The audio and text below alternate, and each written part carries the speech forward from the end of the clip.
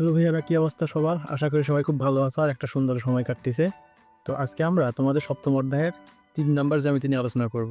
৩ number জ্যামিতিতে আছে ত্রিভুজের ভূমি, ভূমি সংলগ্ন ২টা কোণ এবং পরিসীমা দেওয়া আছে। এই তিনটা তথ্য দিয়ে ত্রিভুজ আগাইতে হবে, ঠিক আছে? এখানে দুইটা কোণ বলছে, ভূমি সংলগ্ন আর একটা পরিসীমা। তাহলে টোটালি এখানে চিত্র হবে কয়টা? ৩টা। আমরা আগে আগাই, তথ্য অনুসারে চিত্রগুলো আগাইনি।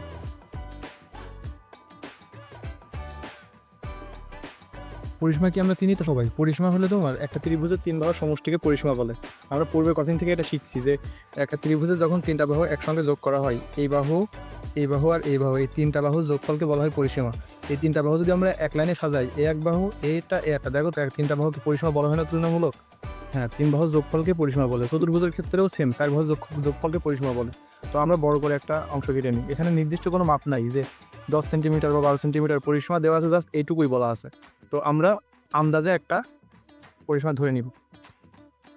এতটুকু আমরা পরিসীমা ধরলাম পি। এখন বলছে এখানে ভূমি সংলগ্ন 2টা কোণ। ভূমি সংলগ্ন বলতে ভূমির সাথে 2টা কোণ, ঠিক আছে? ভূমির সাথে আমরা 2টা কোণ আঁকাই।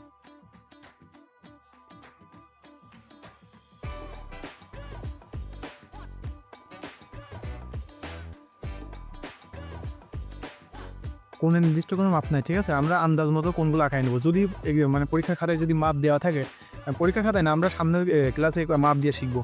আপাতত যেমন দেখাইতেছি যে কীভাবে কী করতে হয়, মানে মাপ ছাড়া আন্দাজে এভাবে ধরে আঁকাইতেছি আর কি, যেহেতু কোনো মাপ নাই।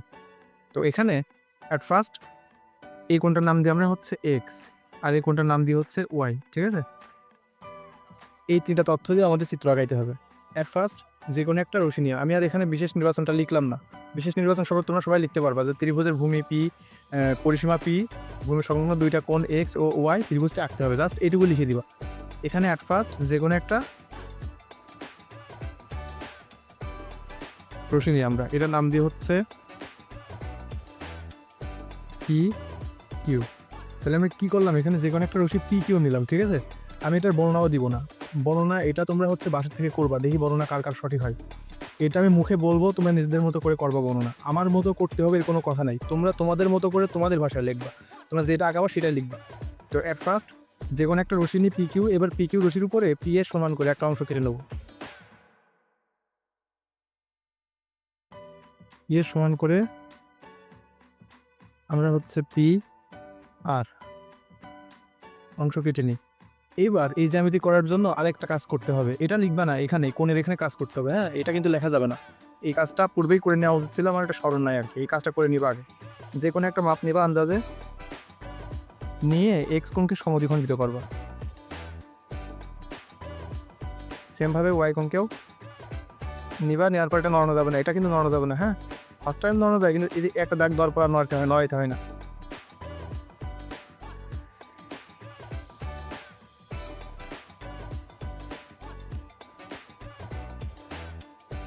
এই ধরো একটা কোণ, আর এই ধরো একটা কোণ, ঠিক আছে?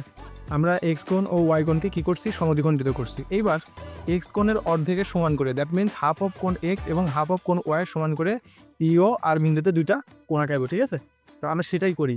হাফ অফ কোণ এক্সের সমান করে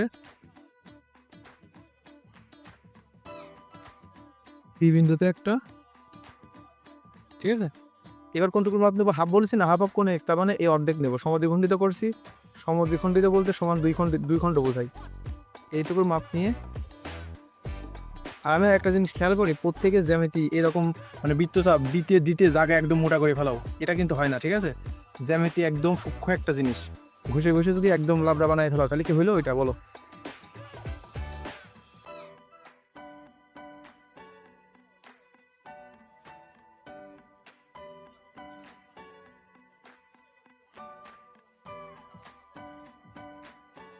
এবার যে 2টা কোণের মাপ আমরা নিলাম, হাফ অফ কোণ এক্স, হাফ অফ কোণ ওয়াই, পি ও কিউ বিন্দুতে কোণ 2টা আঁকায় দেবো।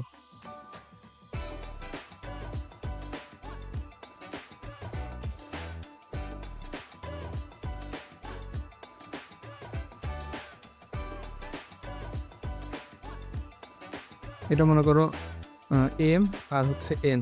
এবার এই 2টা কোণ পরস্পর দেখা একটা বিন্দুতে ছেদ করে, এটা হচ্ছে এ বিন্দুতে ছেদ করে, ঠিক আছে? এখানে এক্স এর অর্ধেক কিন্তু নিচে, এখনো অর্ধেক পড়ে আছে।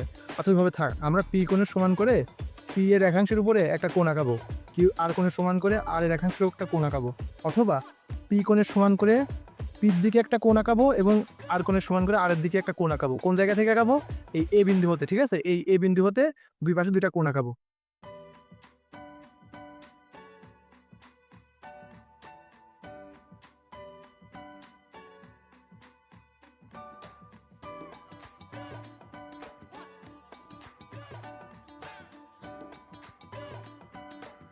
এটা পির সমান করে আঁকাইলাম, এবার হচ্ছে আর সমান করে।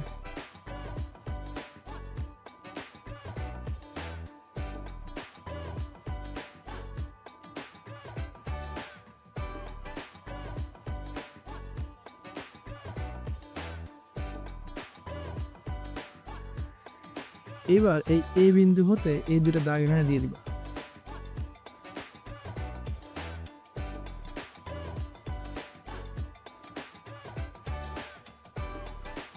এটা ধরো বি, এটা সি, অতএব এবিসি উদ্দিষ্ট ত্রিভুজ। এখানে একটা জিনিস বোঝার আছে, তোমাদের ভিতরে কনফিউশন হইতে পারে, এখানে ত্রিভুজটা অনেকগুলো হয়ে গেল। আপনি বিশেষ করে কেন বলছেন এবিসি উদ্দিষ্ট ত্রিভুজ? দেখো, বি কোণের সমান করে কোণ এক্স আছে, আবার সি কোণের সমান করে কোণ ওয়াই আছে। এখানে মাপের একটু তারতম্য যদিও মনে হচ্ছে আছে, তারপরেও আমি একটু মিলাই দেখি। দাঁড়ো, পরিসীমা মানে কি? ত্রিভুজের তিন কোণের সমষ্টিকে পরিসীমা বলে। আমি প্রথমেই শিখাই নিয়েছি, দেখি আমরা তিন কোণ যোগ করে এই পরিসীমা সমান হয় কিনা। তিন কোণ বলছি, সরি, তিন বাহু হবে, তিন কোণ না।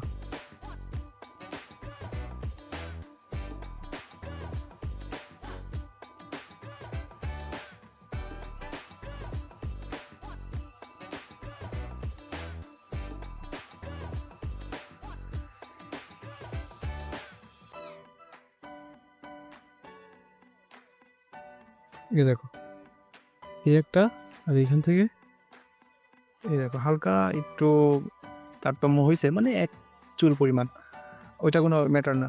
আর কোন দুইটা মিলাইতে গেলে আমাকে সাদা নাই, সাদা থাকলে আমি কোন মিলাই দেখাইতাম। মানে এটা হচ্ছে এক্স কোণ আর এটা হচ্ছে ওয়াই কোণ, এটা ওয়াই কোণ, এটা কোণ হচ্ছে এক্স, আর এই তিনবার যোগ করবে বলা হয় পরিসীমা। অতএব এবিসি উদ্দিষ্ট ত্রিভুজ। এটা আসলে স্পেসিফিক করে বোঝানোর কিছু নাই, এটা যাদের যারা বেসিক স্ট্রং তারা তত ভালো বুঝবে, আর যাদের বেসিক জানা নাই, পরিসীমা চিনে না, ইভেন কোণ চিনে না, তাদের এই জ্যামিতি করা খুবই ডিফিকাল্ট। আশা করি সবাই কম বেশি বুঝতে পারছো। তারপরে কোচিংয়ে আমরা কালকে এগেইন এটা প্র্যাকটিস করবো। সবাইকে ধন্যবাদ।